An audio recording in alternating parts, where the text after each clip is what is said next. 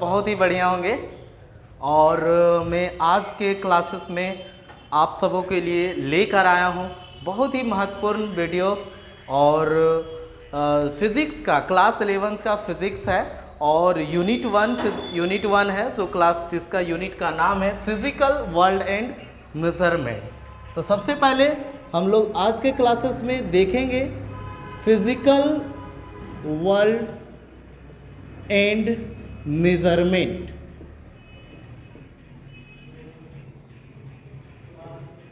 Physical world and measurement जो बहुत ही महत्वपूर्ण टॉपिक है क्लास 11th के लिए, क्योंकि ये क्लास अगर हम पढ़ते हैं बच्चों, ये क्लास को हम लोग सीखते हैं, इस चैप्टर को अच्छे से पढ़ते हैं तो हमें लगता है कि इसका सारा मतलब सभी चैप्टर्स में हर एक जगह पे यूज़ होता है। हर जगह पे हम लोग डायमेंशन सीखते हैं, ये सब निकालने के लिए आना चाहिए। तो ये बहुत ही इम्पॉर्टेंट टॉपिक्स है।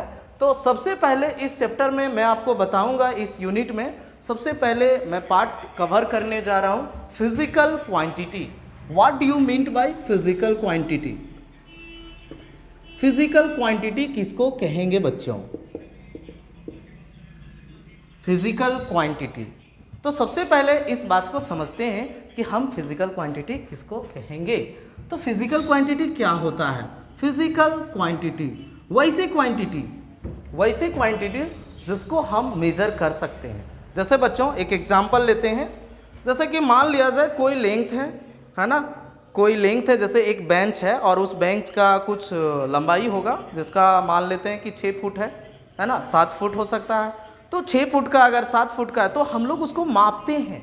तो वो जो माप रहे हैं, वो जो आ रहा है माप किसको रहे हैं? लेंथ को। तो लेंथ क्या होगा? Physical quantity.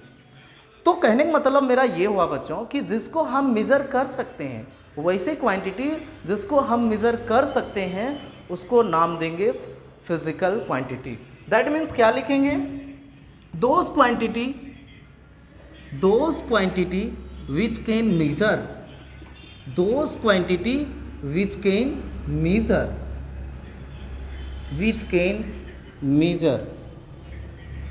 directly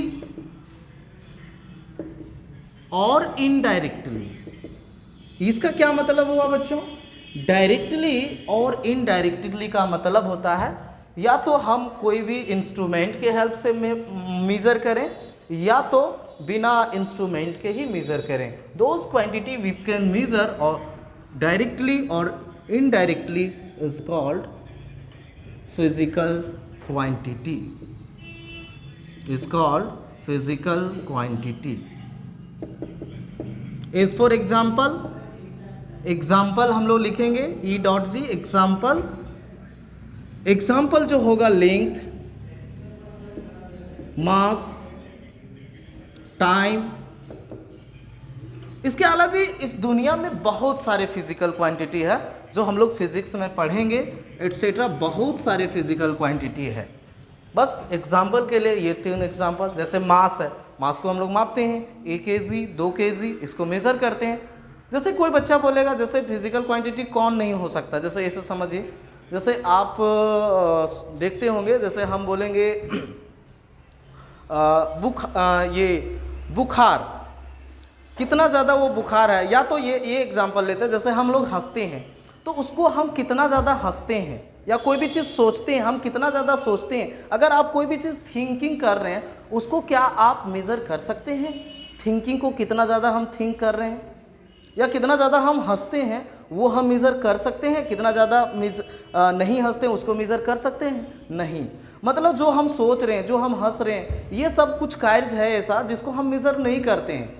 तो मेज़र करने का कोई इसके पास तरीका नहीं है कि हम कितना ज़्यादा हंसते हैं, उसका मेज़रमेंट का कोई मेथड नहीं है और उसको कोई किसी तरीके से मेज़र नहीं करते हैं, तो हम उसे फिजिकल क्वांटिटी नहीं कहेंगे। तो ये सारे फिजिकल क्वांटिटी नहीं होगा, बट जिसको हम मेज़र करते हैं उसको क्या कहेंगे? Physical quantity. Physical quantity basically 2 तरह से हम लोग इसको बांटेंगे। फिजिकल क्वांटिटी को 2 तरह से कैटेगराइज करेंगे। फर्स्ट होगा फंडामेंटल फिजिकल क्वांटिटी। फर्स्ट होगा बच्चों fundamental physical quantity. Fundamental physical quantity. And second जो होगा बच्चों derived physical quantity, derived physical quantity.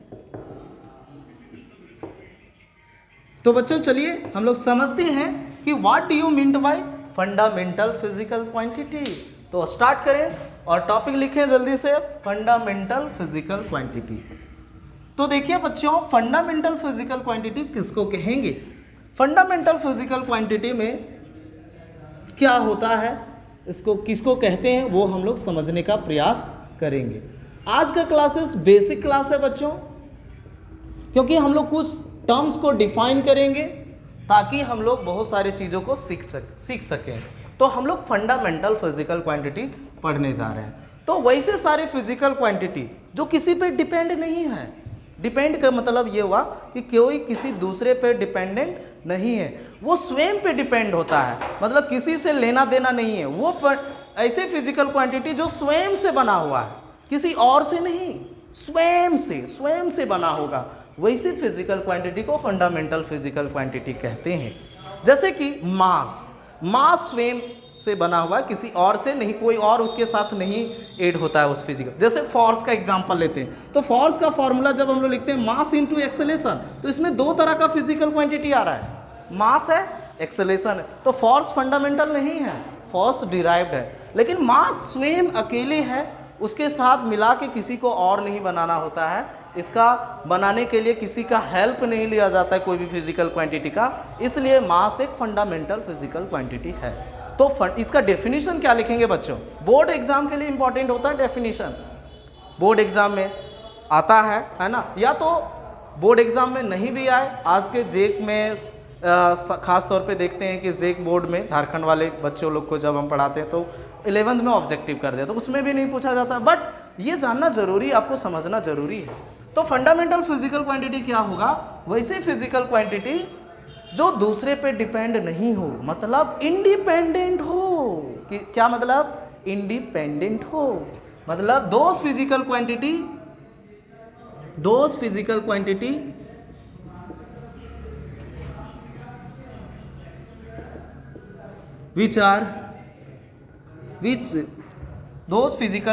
which independent from other physical quantity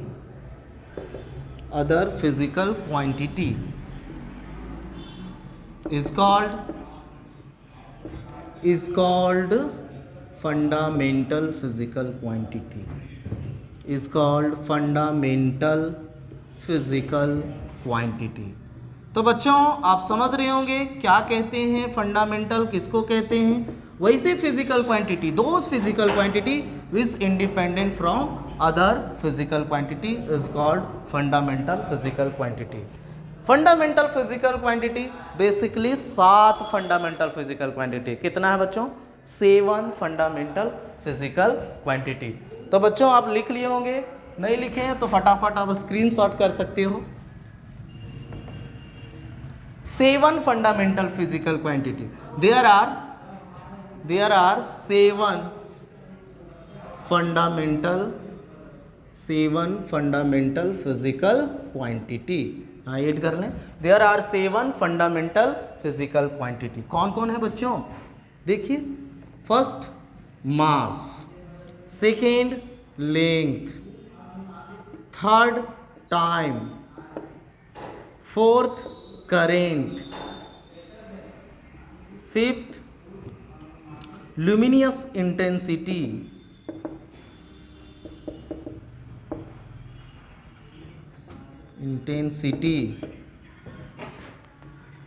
sixth amount of substance,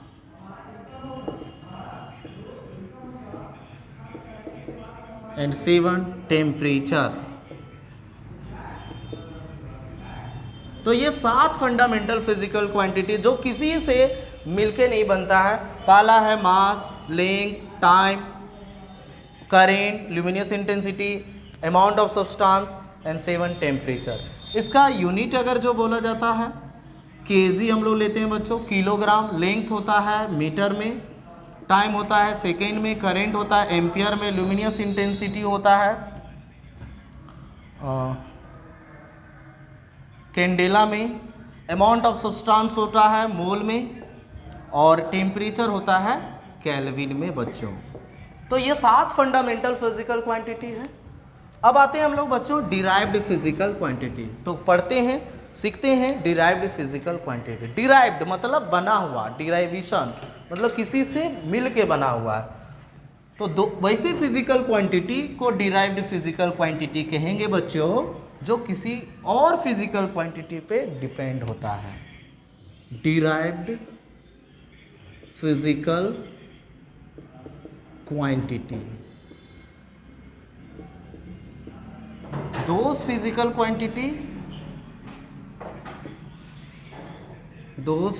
quantity which depend upon other physical quantity।